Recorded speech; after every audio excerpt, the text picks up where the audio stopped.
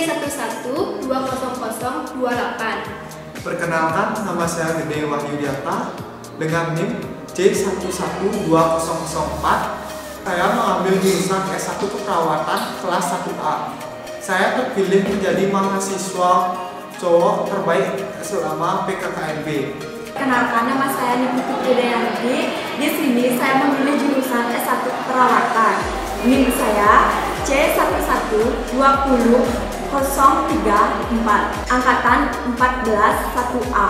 Nama saya Dika Indika Putra Wijaya dengan NIM C11200044. Saya memilih prodi S1 Keperawatan kelas 1B.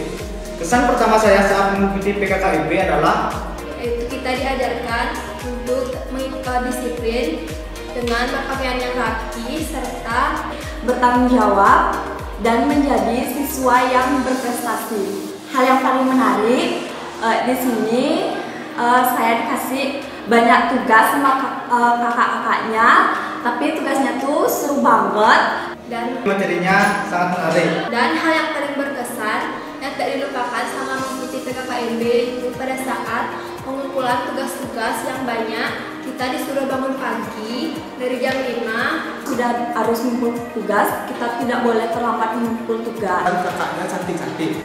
Saya sangat senang bergabung dengan Stikes Bina Usada Bali.